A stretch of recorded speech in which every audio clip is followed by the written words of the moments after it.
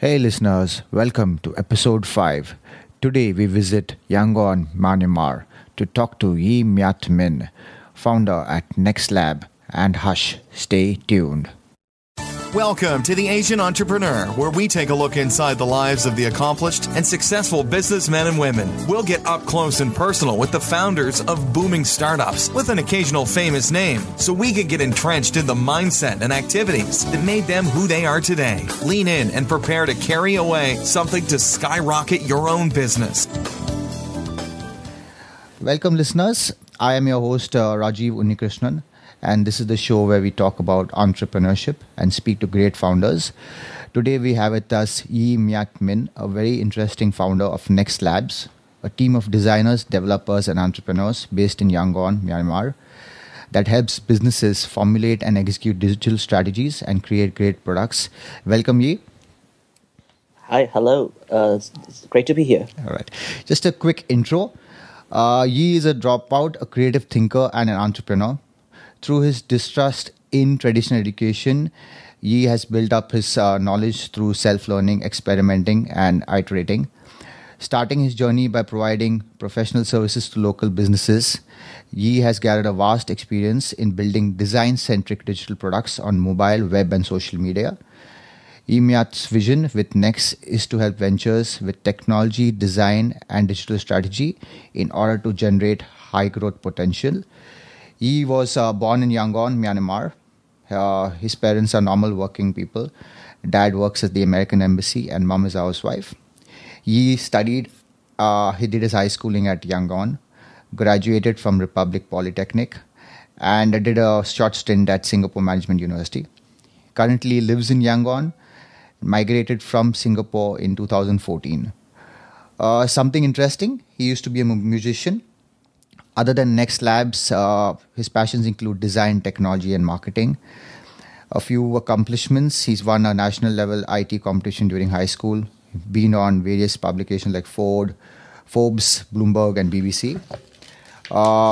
Before Nexlabs, he was the head of design at Present PTE in Singapore and a development lead at Zension.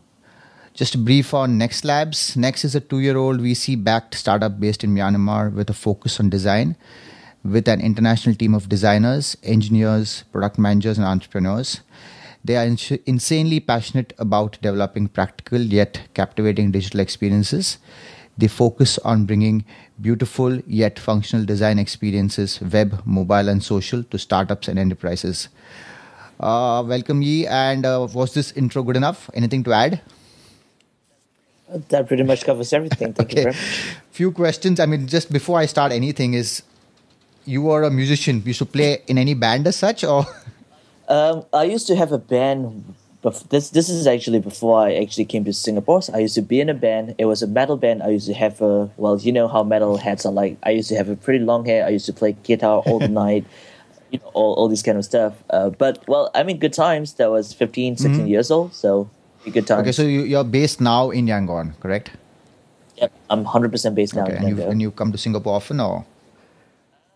I come to Singapore every now and then, mainly because my investors are in Singapore and some of my friends are in Singapore. Okay, we start with the product. What inspired the idea for Nexlabs? All right, so it actually happened, about, I guess, 3 years ago. So when... This is before, but this is actually right after Myanmar opened up. So I was at, this in between. So I finished my polytechnic, but haven't gone into university. So Myanmar opened up, and there's a lot of opportunities opening up here and there. So what happened is, my background is in building stuff for other people, websites, mobile apps, doing some designs, etc. And when I came back. I thought, maybe I should have a team because I'm getting a lot of work in Singapore done. So maybe it's for me to, take it to the next level where I just, do some sales, do some project management, and my team in Myanmar would, execute it for me. So that's actually the informal beginning of my company. We did that for about a year, actually. that was I guess that was in 2012 to 2013 period. We did a couple of projects which I managed in Singapore, and my guys did the work in Myanmar. And what happened is, out of nowhere, I saw this, I guess, Facebook. I'm not sure if it was Facebook or LinkedIn, but I saw this post asking if there's any IT teams in Myanmar or tech teams in Myanmar that wants to start a company. So yeah. So what I did was I emailed the guy, and also, I was a little bit excited about the idea. So what I did was I did my LinkedIn search, and then I messaged similar people. I guess I messaged about, 20, 30 people at the same time. I didn't really have any idea. What I had was a portfolio, a team, a track record, a couple of clients. So I put together a deck, and then I emailed to all 30 of them. And luckily enough, I got in touch with my angel investor, and then we met in the next week, very informal. I met him at a coffee place at Raffles.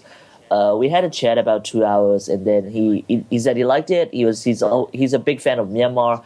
He wants to be part of Myanmar's opening up and the whole revolution that's coming. So the next 2 weeks, I guess we got the first funding. Excellent. Actually, it was very fast. And your customers are primarily in Singapore. Now your customers are all over right now. We used to start with customers from Singapore, but right now we're sort of a tech internet company. So where customers are do not really matter. But ideally, our customers are mostly in Southeast Asia region. I guess 25% will be in Myanmar, and then the rest will be spread across Southeast Asia. And we have some customers from the US and European countries as well. So we're pretty much everywhere. Okay, so then I guess it's a project by project basis that your revenue model is currently. Well, it depends. Some are project by project, but some are also, I guess, monthly retainer models where we actively help clients. And another model that we do is we participate in the board. Well, I guess not in the board, but as a third. So we run the company as a third co-founder or second co-founder or a tech co-founder, and then help these other entrepreneurs with an idea actively with how they can execute the product, how they can do some design, etc. Oh, that's great.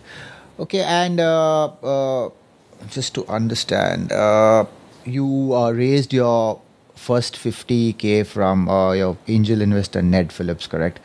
And then, as I see, correct, your next round was from Blee Bros, right? So how how has your funding journey been?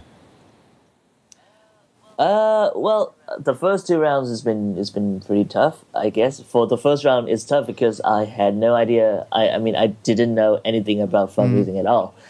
I was also 20 back then, so I was this young guy with an idea, just in the perspective of many people, just fooling around, But I sort of learned all my skills through reading online. So the first round, I learned a couple of things about how I should present myself to investors. I didn't necessarily learn all these financial skill set yet because it's a first seed round, so it doesn't involve a lot of calculations. But for the next round, what I really learned was I guess all these projections, how you should sell the vision, and all of that stuff. We've actually raised 3 rounds, but the third round is actually from the same investor as the second round. Excellent. Okay. As they say, the first round or the first seed is always the toughest. So I think you've crossed that hurdle. So that's good. Yep. Okay, and you're going to use these funds primarily for scaling or going? What's the primary purpose actually? Well, for the first round it was for the startup, and for the second round it was to actually scale the team bigger. Back then, I think we had about 12. After second round, I think we grew to about 30. And for the third round, it's actually mainly for us to go out of Myanmar. Okay. Yep. Okay, now I've read that one of your products is Hush also, which is like your own product, which you're also trying to build, or is it built and you're like it's a separate business, or? It's a long story, but long story short, it was I guess a hobby or a side project that we did in like 2 days in a weekend. And somehow it got attention from the media and everything, so we kept on doing it. But then we realized, as a company, you really needed to focus. And we were doing this whole, agency model and helping other people. And on the side, we were also doing this product, and it didn't go along very well. So we thought, we would just focus on one. Okay. So yeah, we actually gave up on the product. Okay, and how is the Myanmar tech scene? I mean, I've read about, only one thing focused on, which is Square and Rita Nugent, but we also connected on LinkedIn. But how is it generally the tech scene growing? I mean, it's like really buzzing right now, or the funding scene, tech scene generally? It's really interesting because in the last 2 years, I guess the tech scene was growing very rapidly. I mean, there were companies coming out every now and then. But now that has toned down a little bit. But in terms of funding, it's been growing very well. That's good. Okay, and you have all the investors sitting in Myanmar itself, or they are from their Singapore offices as such? They are mostly in Singapore. So all the funded companies in Myanmar have a Singapore entity. So there are quite a few funded companies right now, huh?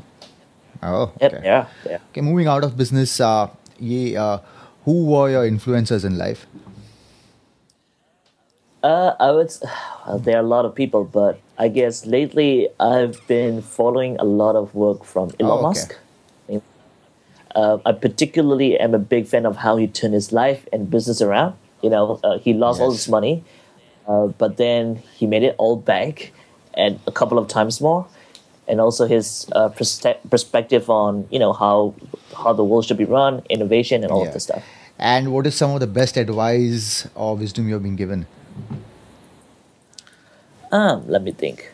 So, the best advice that I've ever been given is to actually do to always do what you strongly believe in, and to never look back and regret about some decisions that you've ever made. So someone told me that instead of regretting and looking back, what you should do is you should reflect and see what's wrong and then improve upon it. So it's been doing pretty well. Yeah, unless you take risks, you'll never know what comes out, right? Yep. I think you learn the most from failures also. So at least from personal experience. I strongly believe in failures. And who are some of your mentors currently? Right now, my angel investor, Nexlabs, has been the best and the one mentor that always been with me throughout. Okay. Yep. And coming to entrepreneurship, when did you know you were meant for this? It's sort of funny. So it actually started. I grew up in Yangon, so the whole Burmese culture was not meant for entrepreneurship at all. In fact, we were talked down if we talk about building a company and etc. Because everyone thought that it was impossible. So when I moved to Singapore, I was very happy. I had a couple of friends that I can talk to about my ideas, and then I was also a technologist, so I know how to build things.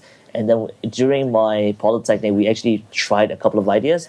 So that's when I sort of knew I wanted to be an entrepreneur, because I'm sort of the guy who cannot just sit around with an idea, Okay. So I just had to do something about it. Okay, that's great. And how do you measure success? Is it bottom line, lifestyle, or family? For me, I would say it's happiness. A combination of all three. Yes, happiness, because if you're happy, you can take on any challenge that you want. And I measure success of people by looking at how excited are they when they wake up in the morning. And what drives you to continue your entrepreneurial endeavors? Oh, funny enough, it's my to-do list. So when I look at it, I just realize how many things I need to do, I have to do. So that motivates me a lot. That's great. It's like having your own scrap list in Agile. Yep. And what's the lowest point in your entrepreneurial career, and how did you get out of it and determine to continue? Any low point, or it's too early? Recently there was one. Recently, I guess 6 months ago. So I told you about my product and the agency, Yes. right? I told you we didn't have enough focus. So that was sort of my lowest point, because I sort of one day woke up and realized the company isn't moving in the direction that I wanted to move, and we stopped growing because we were focused on two things at the same time and it didn't work. So that was sort of my lowest point. And I mean, of course, there's always pressure from your peers, from your board, and etc. People, some of my team members started to leave because we were doing both things. So that was sort of my lowest point in this whole 3 years of journey. But how did I get out of it? Mainly, I guess it's all reflection and also opening myself. So I started opening myself and then talked to a lot of people, talked to my mentors, investors, and everyone. And then I started listening to all the feedback that they've been giving me, because, when you're actually doing all this stuff, you find that you don't have enough time to listen to the feedback. Yes. Because you're always working, and you forgot to reflect upon yourself. I think that's one of the biggest mistakes that I've ever done. So when I started opening up, I sort of realized what I should do next. Okay, probably take consolation. It wasn't a low point, but maybe just a pivot, as they say. True enough. But I mean, it sucked. Yeah, right? definitely. Because out of all sudden, everything that you build upon seemed, I guess, impossible. And you just love your product if you build it on your own. It's tough letting go. Yep. It was. I took a week to shut down myself. So okay, and what was your worst failures in product or service creation? I guess. Everything. I don't know, to be honest with you. I don't see. I don't rank failures, first of all. So every failure to me is the same, because I don't consider failure as failures, but I consider them as a opportunity, the best opportunity for learning. So I'm not sure if I have any worse failures yet, but I do have a couple of failures. I mean, looking back, that product was one. Okay. Yep. And have you met people? I mean, you're meeting investors, and you met investors, or you met different people, and have you met people who did not align or agree with your plans or your ideas, such?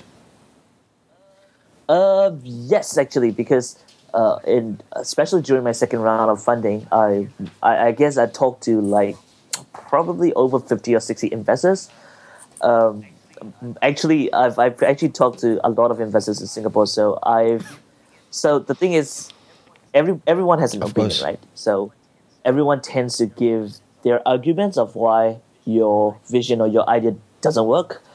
But to me, that's fine, because, arguments only tend to, strengthen what you're doing. So it only gives you feedback on what you should do more, what you should do less. So I've actually, I don't know, I'm always happy to see who's not aligned with me in terms of that. And so when you're doing your fundraising, I mean, your second round, I mean, did Ned's network help a lot? Okay. Yeah. So the second round was purely I did go out and raise funds, but when we actually got the investment, it was through networking. Okay, because I think though they say it's though 2016 it's becoming like a total clamp on funding, but and they claim how easy it was last year, but still you need to go through the entire 50-60 meetings that you have to do. I don't think it's so easy, that people. It's just a sales cycle to me. Okay, and what does your average day look like here? Average deal in terms of average day, just average day. Average day. Oh, average day, right? Well, I guess I started.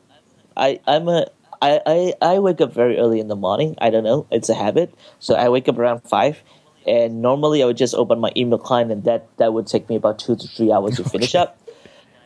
And then I go to work, and then I just I spend about 2 hours every day in the morning to do internal meetings. And then I just go out and meet with other people. Right. That pretty much summarizes it. I've never been to Myanmar. I have to do that soon. Oh, you should okay. come to Myanmar. Now is the best time. Chance and meet you also. It'll be good. It'll be good. Okay. And what characteristics do you consider when making business relationships? To me, 2 traits are very important. 2, I guess, related traits. First is honesty. Because I've talked with a lot of people, and I realized some of the most successful or some of these big business guys, when they speak, they don't have honesty and humility in it. So I'm not a very big fan of that. And the second trait that I look for is transparency. I mean, it's a lot of I don't know, doing business in Myanmar. I guess transparency is not the thing that they practice here, and I really hated it because there's really no point hiding things, right? In a business Of course, relationship. yeah. So those are the two things. And obviously, you're involved in hiring. And so, what do you look for in candidates who you want to join Nexlabs? I only look for two things. First is, do they fit in our culture? Would they ever go along with my existing teammates?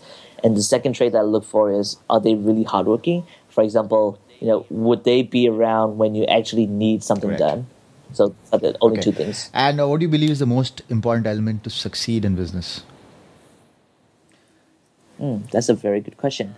I don't consider myself as a success, so I don't know. I'm still trying out, experimenting a couple of things, but I guess the main thing is Okay. commitment. If committed, I guess anything is Definitely. possible.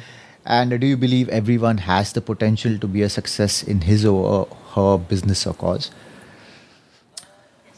Yes. There's a small bit of luck involved in every success, but I think everyone has the potential to unlock. But the question is, are they going to unlock themselves, or is somebody going to help that's them? very true, actually. Yeah. Okay, now we come to a part of the show which is like a quick fire round. When people ask you, what do you do? How do you answer that? Normally, I would say I wear many hats, but mainly what I do is I enable people to achieve good things, be it my employees, my clients, or whoever. When you think of the word successful, who is the first person that comes to mind? Oh, it's actually part of my family. So he's one of my Okay. uncles. He's a great family. He's very well known in business. Because I like him because a lot of these businessmen. So for example, Elon Musk. I wouldn't say he has a good family Correct. life. So for my uncle, he's kind of good at Okay. both things. And what are the most common misconceptions about you? For that, I'm not very sure. Okay, that's good. Okay. What do you excel at that people might not realize? Let me see. I'm not sure either, actually. I'm not sure. Okay. And if you were the president, what's the first thing you would do? Sorry? If you were the president or prime minister, what's the first thing you would do? Oh, of Myanmar? Yeah. Well, two things actually. I would actually only one thing. I would start reforming every educational law. Okay. And because I believe that's the foundation of a country. Okay. Okay, great. And if you instantly lost everything, what steps you would take to become successful again? I guess first step is to reflect upon myself on why I lost. Yeah, and that's true. what things that I did wrong and why I lost it, and I would write it down. And as a designer, I would do it nicely. I would just create a poster out of it, and then I would just hang it on my bedroom and then look at it every single morning. Okay. And what is something you believe that other people think is insane? Oh yeah, that's one thing. So people think that if you're in Myanmar, you can't achieve anything. You can't go out of Myanmar and become a good brand name. So I think that's very possible given the situations of Myanmar right now. So yeah, that's the thing. Okay. And your favorite movie? My favorite movie, well, Star Wars. Any books you're reading now? There are a couple of books that I'm reading. The current book that I'm reading is Pricing Design by Dan Mall, and another book is To Sell is Human by Daniel Pink. Okay. And the other book is The Hard Thing About Hard Things by Ben Horowitz. Oh, okay. And your favorite music or artist? Oh man, I just open to Spotify nowadays and then listen to whatever that's. Yeah, I'm doing the same actually. I've just switched from Apple Music, so I've never used Apple Music. I'm a big Spotify fan. okay. And finally, one last piece of advice to our listeners. I guess never forget who you are, and then never forget what your dreams are, and then to always actively remember what you want to do and act on it, and not to wait for opportunities to come. I believe opportunities are usually created. Yes. So yeah. Super. Okay, and Yi, please let our listeners know where you would like them to go to get more info and how Sure. Nexlab can help them and how they can help Nexlabs become a household name. Sure. If you guys need any websites, mobile app, any branding done, just go to Nexlabs, nexlabs.co, or you can drop me an email at Ye Myat, YEMYAT, at nexlabs.co. All right. Thanks again, Ye Myat, for taking the time to talk to us and inspiring our listeners to start their own ventures or continue building great companies like Nexlabs. Do visit nexlabs.co for more and visit us at theasianentrepreneur.com to get the show notes. And please subscribe to our show on iTunes and leave a review on your thoughts about the show. Thanks. Thank you. Thank you for listening, and please subscribe to the show so you don't miss an episode. Our hope is that you are encouraged by what you've heard, and you can put these same concepts and mindsets to use with your own style. See you next time as we discover more about what it takes to be an accomplished entrepreneur. In the meantime, head over to theasianentrepreneur.com and check out show notes and other information to motivate you in your entrepreneurial endeavors.